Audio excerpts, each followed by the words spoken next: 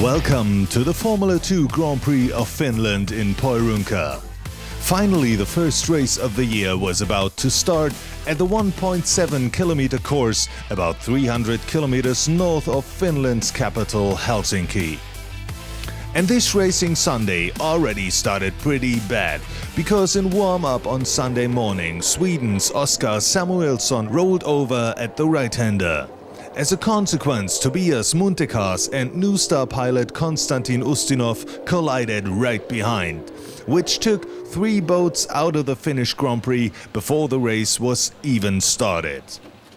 A 4th boat followed in the parade lap, with Uwe Slakteris retiring just before the start with technical problems.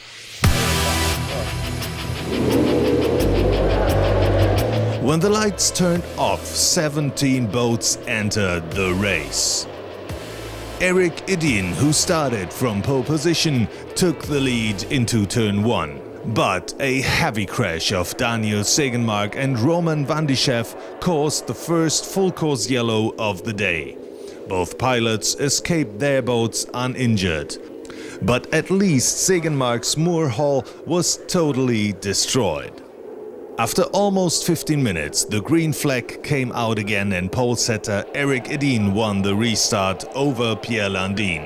When only seconds later, Sami Seljo and Owen Jelf made contact at turn 4, which led to full-course yellow number 2. Jelf continued the race and also Seljo tried to get back into the race. But the Grand Prix was over for the local hero and Seljo had to retire from this race. After a couple of laps under yellow, the remaining boats formed it for the restart. When the green flag came out, Edin again pulled away and kept his leading position. But at the end of the first lap under green, Edin misjudged the turn and took out a buoy, which cost him the race and made Landin the new leader of this Grand Prix. In the shadows of the start crash, also Matthew Peframen and Stefan Hagin made major contact at the first turn, which forced Peframen to drop out of the race after some laps and end his ambitions to step on the podium. Hagin tried to continue the race and could take second position, but a short time later also the German went out of the Grand Prix, causing yellow number 3. Meanwhile, rookie driver Alberto Comparato, who makes his F2 debut, found himself on second spot right behind race leader Pierre Landin, with Alex Carella on 3rd and Johan Österberg 4th. When the race was restarted, Carella took his chance and used all his experience overtaking Comparato for 2nd place. Comparato himself tried to fight back and got under pressure from Österberg. It looked like this could become a nice race for podium positions, when not even after 1 lap, yellow came out again, because Owen Jelf spun out at turn 1. Jelf again could continue the race, and because there was no full lap of racing, Comparato got his 2nd place back at this full-course yellow. At the next restart, it was Carella again who could get the better acceleration over Comparato and took 2nd, but then it got very close when Comparato tried to fight back in turn 1. So now the race started to become a race, when Bimber Sjöholm moved up in the field with racing like this, catching Paul-Erik Nilsson. Pierre Landin meanwhile opened a little gap to 2nd Alex Carella when the world champion had to lap Owen Jelf. At the back straight he passed Jelf and somehow misjudged the following turn like Edin did before and took out the remaining buoy. This incident resulted in full-course yellow number 5, and the consequence for Landin would be a disqualification. But his team put in a protest at the race director immediately, so Landin continued the race under protest. No surprise that there was yet another restart, and this time Roop Tamper challenged Alberto Comparato for 3rd and won. What followed was a thrilling fight for positions. Whoever thought now this would become a straight race to the finish line was wrong. Yellow number 6 came out when Owen Jelf and Frode Sundstall came together in turn 3, resulting in Sundstall turning over. Luckily, this race was held in Finland, so nobody would fear it could get dark before the checkered flag.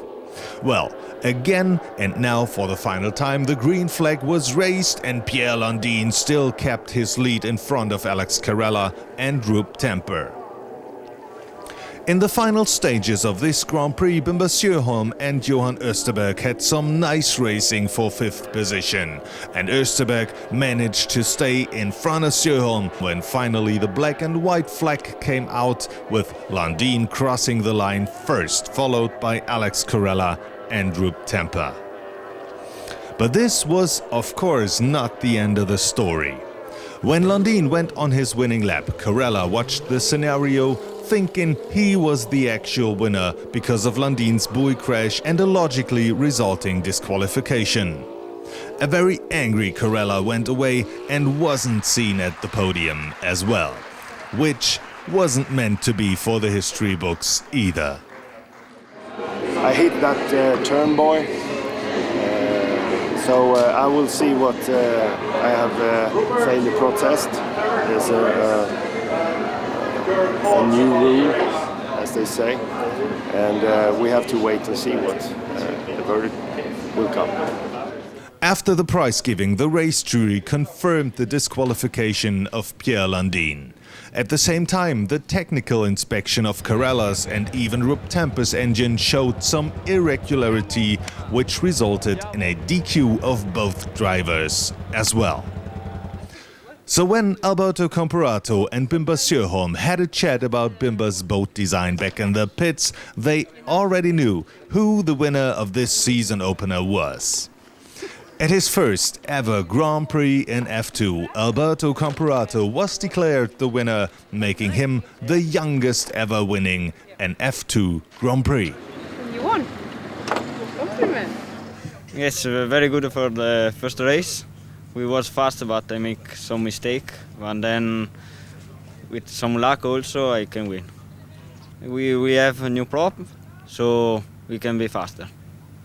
Bimber Sjöholm herself jumped on the podium, becoming third, also her best ever result in Formula 2. And second was Johan Österberg, who was very happy to finally making it on the podium again after a hard time in the previous season. I cannot even describe it because we have so lots of problems with. I crashed during practice at home, and Mulgar did a great job rebuilding the boat for this race, and now I'm starting to get back with my head, and then all the crashes and all the yellow flag situations, and now ending up at the podium. It's the guys have done a great job. So with 6 yellow flags in one race and the youngest driver ever winning a Grand Prix, 2016 is already a record-breaking year. The next race will be the Grand Prix of Switzerland in Campione. Stay tuned and follow F2 on Facebook, YouTube and f2worldchamp.com.